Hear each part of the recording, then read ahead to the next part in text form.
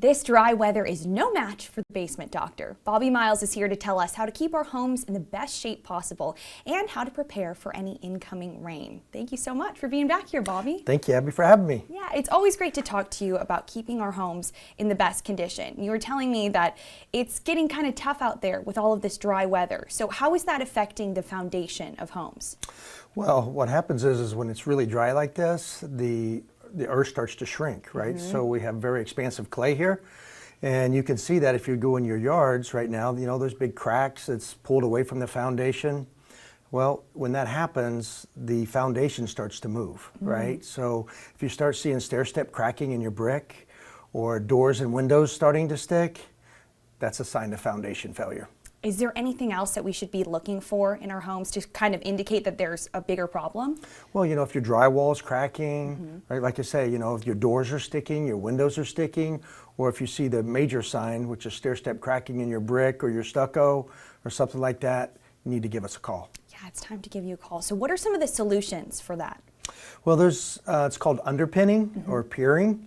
So that's where we excavate down to the footing of the foundation. So, you know, if it's an 8-foot wall, we got to dig down 9 feet. And we get underneath that footing and we put in a helical pier and a bracket underneath that, and we raise that back up using hydraulics and put your house back on solid ground again. Okay, well that sounds like an incredible solution. Tell me a little bit more about piers and how they work, because I hadn't heard of them before. Well, there's two different kinds. One is a push pier, which uses the weight of the structure to drive the pipe, using hydraulics. And the other one is put in independently, like a corkscrew, basically. It's called a helical pier, and we screw that down to load-bearing strata, and then we put a bracket, a steel bracket underneath that, underneath your footing, and then we lift it right back up. So this is something that you can install in your home. If it's an older home, newer homes, I mean, what kind of homes are you seeing really needing piers right now? Right now, it's all the older homes. Really? For sure.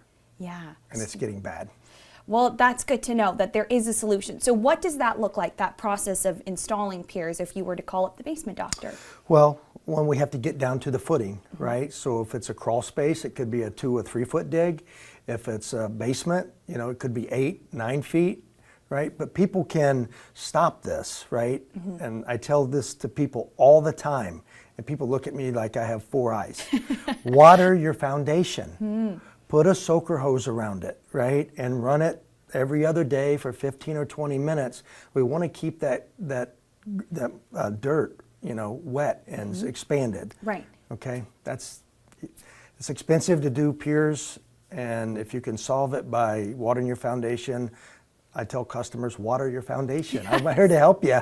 Well, yeah, I like that you're looking out for us too, that you don't, obviously you provide the solutions if they're necessary, but there are things that you can do on your own. That's always good to know. That's correct. And if somebody were to have piers installed, how long would that process maybe take, or does it depend on the home? It just depends on how many piers they need. You know, if it's 2 or 3 or 4, one day.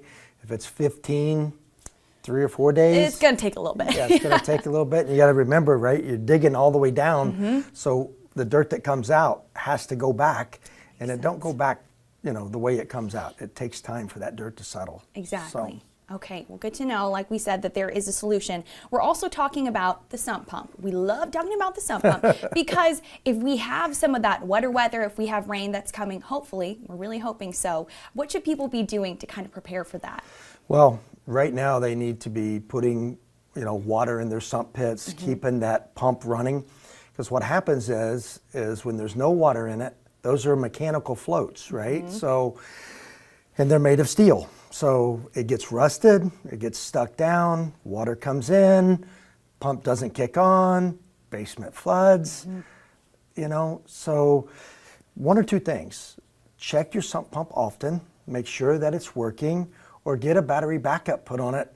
You don't want water in your basement, right? It causes mold, wood rot, dust mites, allergens, mold, right? So right now it's really, really crucial that people are doing that because the rain is going to come. Yes. Right? And when it does, we don't want to be caught with our pants down.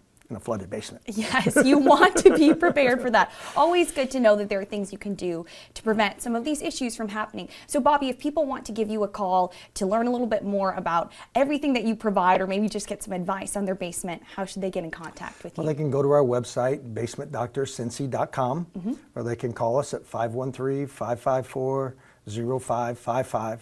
And it's a free estimate, so it doesn't cost anything for somebody to come out and take a look at your foundation or your crawl space or your sump pump.